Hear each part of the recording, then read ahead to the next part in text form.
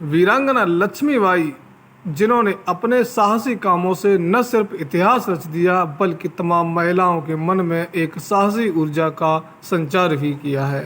रानी लक्ष्मीबाई, जिन्होंने अपने साहस के बल पर कई राजाओं को हार की धूल चटाई।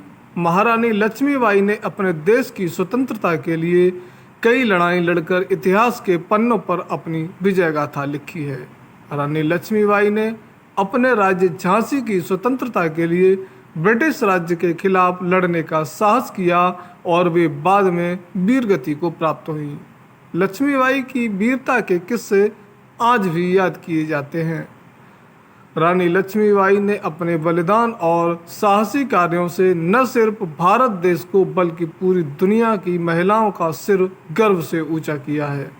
झांसी की रानी लक्ष्मीबाई का जीवन देशभक्ति, अमर और बलिदान की एक अनुपम गाथा है।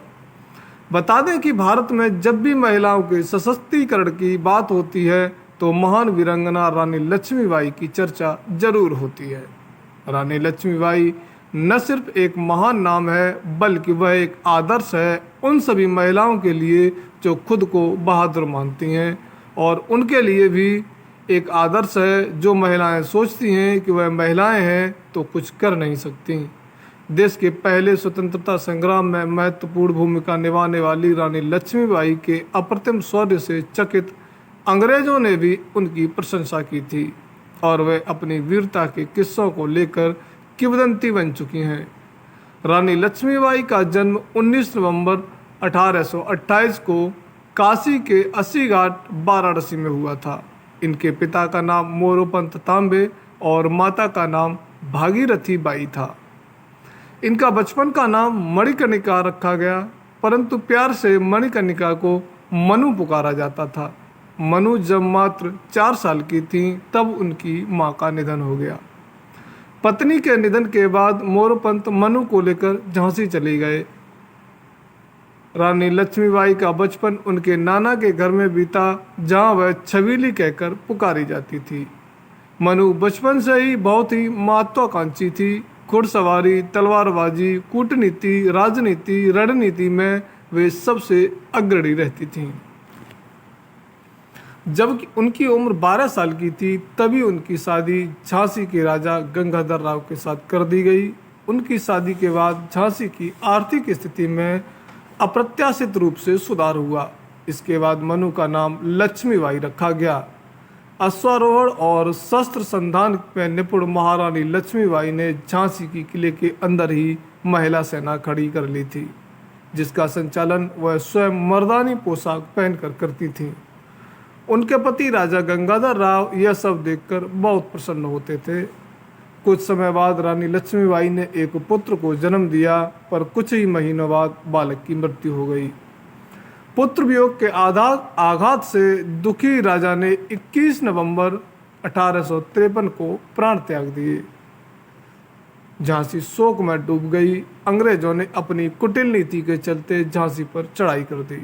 रानी ने तोपों से युद्ध करने की रणनीति बनाते हुए कड़क बिजली, घन गर्जन और भवानी शंकर आदि तोपों को किले पर अपने विश्वास पात्र तोपजी के नेतृत्व में लगा दिया। 14 मार्च 1857 में 8 दिनों तक तोपें किले में आग उगलती रहीं। अंग्रेज सेनापति ह्यूरोज लक्ष्मीबाई की किलेबंदी देखकर दंग रह गया। रानी रणचंडी का साक्षात रूप रखे पीठ पर दत्तक पुत्र दामोदर राव को बांधे भयंकर युद्ध करती रही।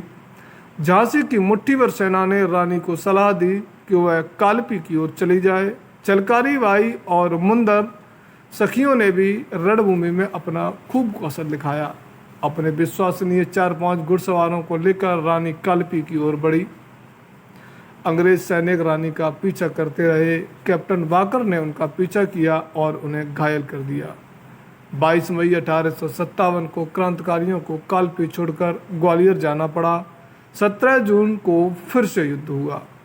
रानी के भयंकर प्रहारों से अंग्रेजों को पीछे हटना पड़ा। महारानी की विजय हुई, लेकिन 18 जून को ह्यूरोज स्वयं युद्ध भूमि में आ डटा। रानी लक्ष्मीबाई ने दामोदर राव को रामचंद्र देशमुख को सौंप दिया। सौंदरेखा नाले को रानी का घोड़ा पार नहीं कर सका। वहीं एक सैनिक ने पीछे से रानी पर तलवार से ऐसा जोरदार प्रहार किया कि उसके सिर का दाहिना भाग कट गया और आंख निकलकर बाहर आ गई। घायल होते हुए भी उन्होंने उस अंग्रेज सैनिक का काम तमाम कर दिया और फिर अपने प्राण त्याग दिए।